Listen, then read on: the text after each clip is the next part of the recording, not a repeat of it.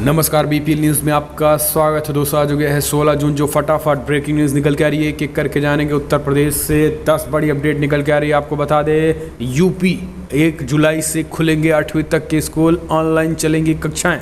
इसके साथ ही यूपी में कोरोना नाइट कर्फ्यू के बदल गए हैं नियम। 21 जून से रात 9 बजे से सुबह 7 बजे तक दूसरी बड़ी अपडेट निकल के आ रही है। तो दोस्तों, फिलहाल अखिलेश यादव और शिवपाल चाचा एक साथ आने की तैयारी, आज तक से बातचीत में दिए अखिलेश ने संकेत। तीसरी बड़ी अपडेट निकल के आ रही है। तो दोस्तों, फिलहाल यूपी में संदिग्ध परिस्थितियों में पत्रकार की मौत या फिर हम कहें हत्या के बाद अब एडिटर गिल्ड्स और प्रेस क्लब ऑफ इंडिया ने कड़ा विरोध जताया है। योगी आदित्यनाथ को जारी किया नोटिस, तत्काल जवाब दें, प्रशासन कार्रवाई क्यों नहीं कर रहा है। कांग्रेस पार्टी, समाजवादी पार्टी ने भी उठाया है बड़ा कदम, वो भी आपको बताएंगे। और इस बीच भ्रम फैलाने वालों को करारा जवाब देने की तैयारी। राहुल गांधी समेत अन्य पर दर्ज हो सकता है मानहानि का केस।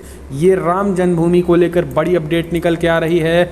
अब एक तरीके से इस बीच उलटफेर यूपी में मायावती की पार्टी में ज़बरदस्त टूट की कगार पे है, तो वो भी आपको बताएंगे। लेकिन उससे पहले अगर आपने चैनल को अभी तक सब्सक्राइब नहीं किया तो प्लीज़ सब्सक्राइब के लाल बटन दबाकर चैनल को सब्सक्राइब करें। और अगर आप भी मानते हैं कि प्रधानमंत्री मोदी के नेतृत्व कोविड-19 से लड़ने में कितना सक्षम है और 2022 विधानसभा चुनाव किसकी सरकार देखते हैं यूपी में, कमेंट के माध्यम से अपने सुझाव। दरअसल पहली बड़ी अपडेट निकल के आ रही है। यूपी में कोरोना संक्रमण घटा। 21 जून से नाइट कर्फ्यू रात 9 बजे से सुबह 7 बजे तक रहेगा। योगी आदित्यनाथ सरकार 1 जुलाई से खोलेगी 8वीं तक के स्कूल।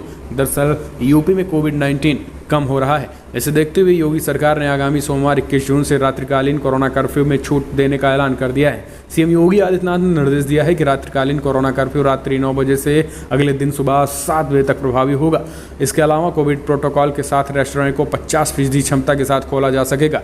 वहीं पार्क, स्ट्रीट और फूड आदि के संचालन की अनुमति भी दी जाएगी। इन सभी स्थलों पर कोविड-19 हेल्प डेस्क की स्थापना अनिवार्य होगी। सीएम ने निर्देश दिया है कि नई व्यवस्था के संबंध में विस्तृत गाइडलाइंस जारी कर दी जाएगी। इस बीच प्रदेश के अपर मुख्य सचिव स्वास्थ्य अमित मोहन प्रसाद ने बताया है कि पिछले 24 घंटे में 339 कोरोना पॉजिटिव मिले हैं। प्रदेश में पिछले 24 घंटे में 1116 संक्रमित डिस्चार्ज किए गए थे।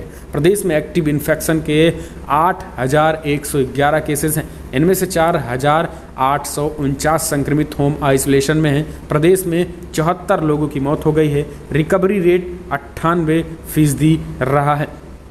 इस बीच यूपी में 1 जुलाई से 8वीं तक के स्कूल खुलेंगे और ऑनलाइन कक्षाएं भी चलेंगी, ये सरकार ने ऐलान कर दिया। अगले अपडेट, यूपी में चाचा शिवपाल के साथ पार्टी से गठबंधन, अखिलेश यादव एक साथ हो सकते हैं। गठबंधन के जरिए ही कुछ दिए हैं संकेत। दरअसल आपको बता दें, यूपी के पूर्व मुख्यमंत्री, समाजवादी पार्टी के राष्ट्रीय अध्यक्ष अखिलेश यादव मंगलवार को आज तक से बातचीत करते हुए कहा है कि फिलहाल विचारधारा के लोगों को साथ लेकर आगामी चुनाव मैदान में उतरेंगे। बड़ी पार्टियों कांग्रेस और बसपा जैसी पार्टियों के साथ गठबंधन नहीं करेंगे। तीसरा यह है कि छोटे छोटे दलों के साथ गठबंधन करेंगे। इसमें अपनी विचारधारा की सभी पार्टियों को साथ लिया जाएगा। इंटरव्यूअर ने जब उनसे पूछा कि क्या चाचा शिवपाल भी आपके गठबंधन का हिस्सा हो सकते हैं, तो उन्होंने स्पष्ट कहा बिल्कुल, और इसमें एक तरीके से हम अपनी विचारधारा के लोगों को गठबंधन के साथ लेंगे। जो भी आना चाहेगा, छोटी पार्टियां, उनको साथ लेने की तैयारी रहेगी और उसमें कोई संदेह नहीं है। आपको बता दें, अखिलेश यादव लगातार तैयारियों में जुटे हैं और इस बीच अब खास करके 2022 विधानसभा चुनाव की तैयारियां जब धीरे धीरे तेज हो रही हैं, तो मीडिया, लुटियंस मीडिया भी अब यूपी की तरफ देखने लगा है। अगली अपडेट लेते हैं। तो दोस्तों, यूपी में संदिग्ध परिस्थितियों में पत्रकार की मौत के बाद अब प्रेस क्लब ऑफ इंडिया और एडिटर गिल्ड्स ने भी जताई आपत्ति और सरकार से मांगा जवाब। प्रियंका गांधी, कांग्रेस पार्टी ने भेजा प्रतिनिधिमंडल, 1 लाख रुपए की मदद की। समाजवादी पार्टी का प्रतिनिधिमंडल भी पहुंचा पत्रकार के घर। दरअसल विपक्षी नेताओं और भाजपा के एक सांसद ने भी बीते सोमवार रात प्रतापगढ़ जिले में एक निजी समाचार चैनल के पत्रकार सुलभ श्रीवास्तव की रहस्यमय परिस्थितियों में मौत पर गंभीर सवाल उठाए हैं। बीते दिनों शराब माफिया के विरुद्ध खबर चलाने वाले पत्रकार सुलभ श्रीवास्तव ने 12 जून को इलाहाबाद के अपर पुलिस महानिदेशक को पत्र लिखकर सुरक्षा की मांग की थी।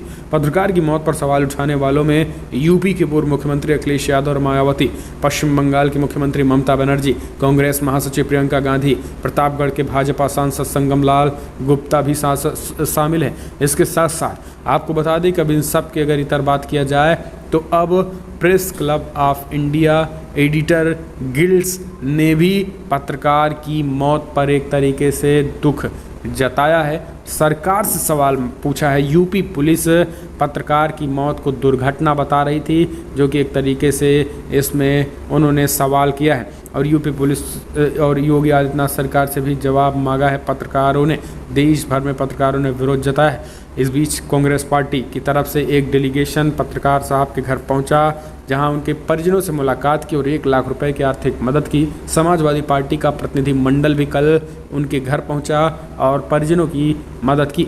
अगली अपडेट लेते हैं तो दोस्तों, उलटफेर मायावती की बसपा भी टूट की कगार पे, एक और विधायक के बागी होते ही बनेगी नई पार्टी। विधानसभा चुनाव की दस्तक होते ही यूपी में भी सियासी घमासान छिड़ गया है। राज्य में मायावती की बहुजन समाज पार्टी यानी बसपा भी अब बड़ी टूट की कगार पर पहुंच चुकी है।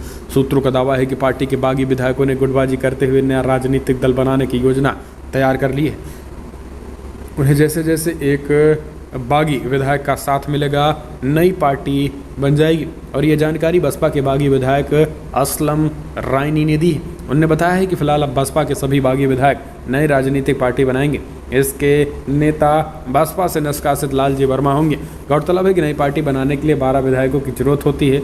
असलम रायनी के मुताबिक बसपा के बागी विधायकों की संख्या 11 पहुंच चुकी है। उन्होंने दावा किया है कि एक और विधायक के साथ मिलते ही राजनीतिक दल का ऐलान कर दिया जाएगा। गौरतलब है कि बसपा के बागी विधायकों ने मंगलवार 15 जून सुबह सपा प्रमुख अखिलेश यादव से भी मुलाकात की थी। हालांकि सिर्फ 6 बागी विधायक ही अखिलेश से मिलने गए थे और इसमें विनगा श्रावस्ती से विधायक असलम रायनी, प्रतापपुर इलाहाबाद से विधायक भी शामिल है। अगली अपडेट लेते हैं दोस्तों, बड़ी खबर निकल के आ रही है। घोटाले के विरोध में महिला कांग्रेस कार्यकर्ताओं ने मुख्यमंत्री आवास के बाहर धरना दिया। तो इस बीच बड़ी खबर निकल के आ रही है।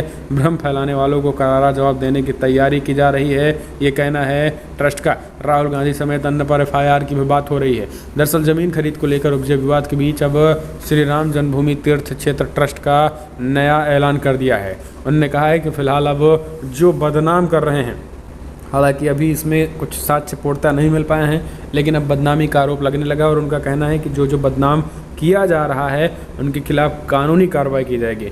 विश्व हिंदू परिषद के कार्याध्यक्ष व वरिष्ठ अधिवक्ता आलोक कुमार ने बताया है कि भारतीय दंड संहिता IPC की धारा 499 और 500 के तहत ये मानहानि का आपराधिक मुकदमा होगा, जिनमें 2 साल जेल की सजा का प्रावधान है। वहीं दीवानी मामले में मानहानि के आधार पर क्षतिपूर्ण का दावा हो सकता है। शीर्ष पदाधिकारियों के विचार इस पर हो रहा है। मामला दीवानी दायर हो रहा है और आपराधिक दोनों। तो ये बड़ी खबर निकल के आ रही है। मुसीबत में है एक तरीके से अगर हम बात करें तो अब राहुल गांधी समेत समाजवादी पार्टी के भी कुछ नेताओं पर मानहानि का केस, डिफेमेशन चला सकते हैं राम मंदिर ट्रस्ट। हम चलते हैं अगले अपडेट। बिहार में घमासान मच गया है, वो भी आप समझ लीजिए। दरअसल LJP चीफ चिराग पासवान ने 5 सांसदों को पार्टी से किया निलंबित। जी हाँ, लोक जनशक्ति पार्टी में विवाद बढ़ता जा रहा है। विद्रोही गुट ने चिराग पासवान की पार्टी के राष्ट्रीय अध्यक्ष पद से हटा दिया है। पलटवार करते हुए चिराग पासवान ने 5 सांसदों को पार्टी से निलंबित कर दिया है। मंगलवार को पशुपति पारसनाथ गुट पार्टी संविधान का हवाला देते हुए चिराग को पद से हटा दिया गया। विद्रोही नेताओं का कहना है कि चिराग 3 पदों पर एक साथ काबिज थे और पार्टी संविधान के खिलाफ था। सूरजबान सिंह को पार्टी का कार्यकारी अध्यक्ष चुना गया है। इधर चिराग पासवान ने राष्ट्रीय कार्यकारिणी की बैठक बुलाकर 5 सांसदों को पार्टी से निलंबित कर दिया। पटना में चिराग के समर्थकों ने चाचा पशुपति पारस के खिलाफ जमकर नारेबाजी और हंगामा भी किया। चिराग पासवान ने ट्वीट कर एक पत्र में साझा किया, जिन्होंने अपने ट्वीट में लिखा है कि फिलहाल पापा की बनाई इस पार्टी और अपने परिवार के साथ रखने के लिए मैंने प्रयास किया, लेकिन असफल रहा। पार्टी माँ के समान है और माँ के साथ धोखा नहीं करना चाहिए। लोकतंत्र में जनता सर्वोपरि है। पार्टी में आस्था रखने वालों को, लोगों को धन्यवाद।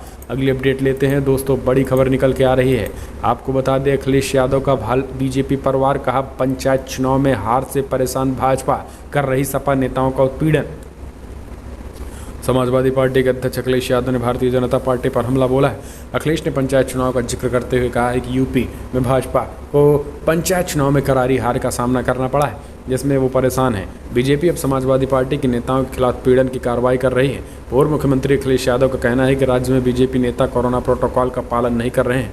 उन्हें कानपुर में सड़क चौड़ीकरण का जिक्र करते हुए तमाम चीज़ें कही। उन्होंने कहा है कि पंचायत चुनाव में तो हार हो गई है, अब बीजेपी सदस्यों को बार बार परेशान किया जा रहा है। तो ये बड़ी अपडेट निकल के आ रही थी दोस्तों यूपी से। फटाफट ब्रेकिंग न्यूज़ और 2022 विधानसभा चुनाव की तैयारियों के लिए आप भी चैनल को सब्सक्राइब करना ना भूलें।